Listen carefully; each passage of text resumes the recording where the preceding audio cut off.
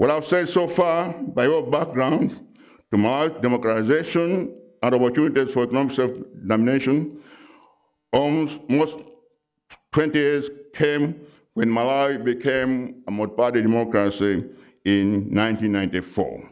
Historical background.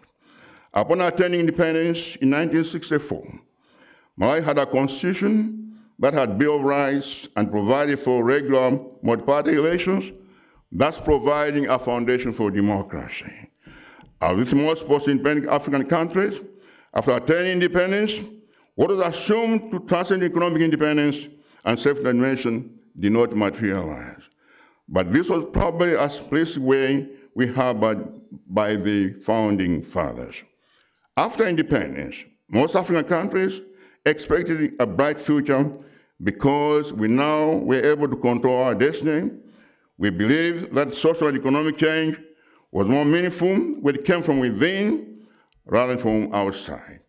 As our intern says, and I quote, "It must be remembered that the central principle of modernization of the Western model is that modernization is endogenous, that society is capable of transforming itself from within and not as a result of any pressure or intervention from without," end of quote. We wanted to take destiny in our hands, but the challenges were too many. Most African governments immediately prioritized nation building to foster national unity. But we soon lost our sense of responsibility as a wave of dictatorships swept across the continent, and Malawi was caught up in that same pattern. The first president of Malawi became completely intolerant of any opposition and was finally declared president for life in 1971.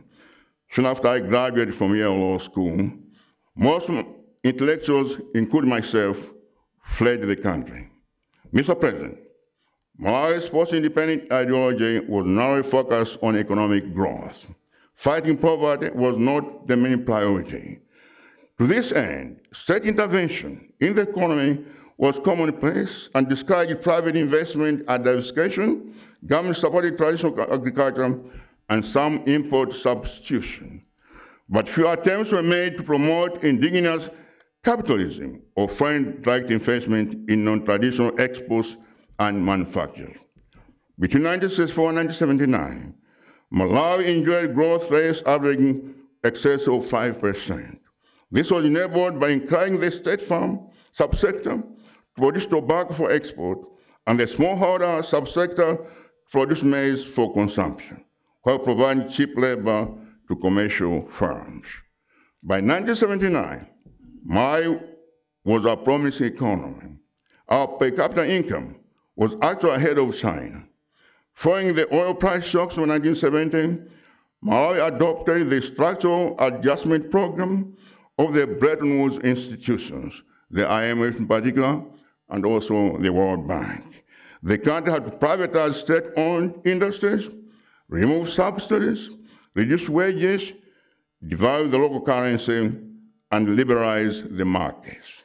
The consequences of adjustments were negative and failed to improve economic growth.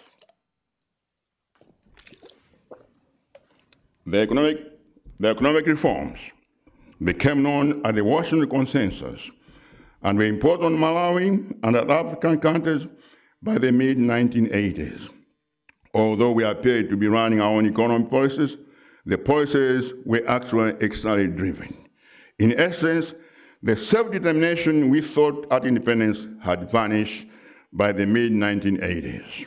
This experience was not unique to Malawi, as a number of African countries were in similar predicament. In the meantime, international debt amounted in billions of dollars on the African continent to underpin the structural reform programs from the West. The unsustainable debt burden uprooted our spirit of self-determination and planted a mentality of donor dependency. Mr. Chairman, at independence in the 1960s, we had demanded restitution of responsibility over our existence, our people, and our affairs. Political independence was meant to translate into economic independence. Economic freedom to accompany political freedom. While political sovereignty was realized, in large measure, economic sovereignty remained elusive. The 1994 Constitution and the Economic Development Agenda. Malawi's political system changed through the adoption of the 1994 Constitution. I had the honor and the privilege of participating in drafting the Constitution through the Constitutional Conference. The 1994 Constitution is widely considered a liberal democratic constitution document which, if we live by it, it will transform Malawi into a great democratic nation. Democratization is, of course, a journey. That is a complex process that in Malawi have embraced over the past 2 decades. The Constitution has so far been working well with regular 5-year elections taking place. The adoption in 1994 Constitution can be described as re-democratization of Malawi or the second liberation.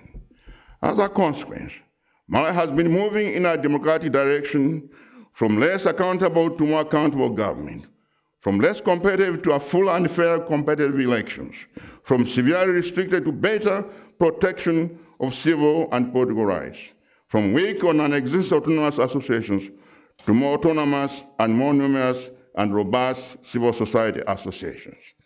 Over the past 2 decades, Malawi has experienced a significant degree of improvements in the quality of governance. Democratic reforms and political liberalization have helped improve the quality of politics, people's representation, and responses to people's needs.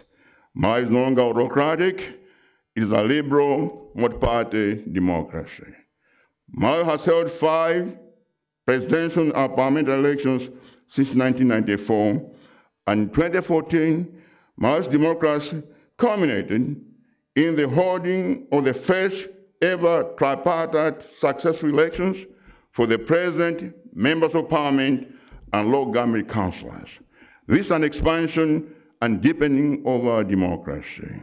Further, the courts have worked independently and well, protecting and enforcing human rights, declaring offensive laws and actions unconstitutional, and ensuring that there is a rule of law in Malawi. Moreover, as a testament to growing political tolerance, there have been no political prisoners in recent times. Freedom of the press and speech are practiced for all to see.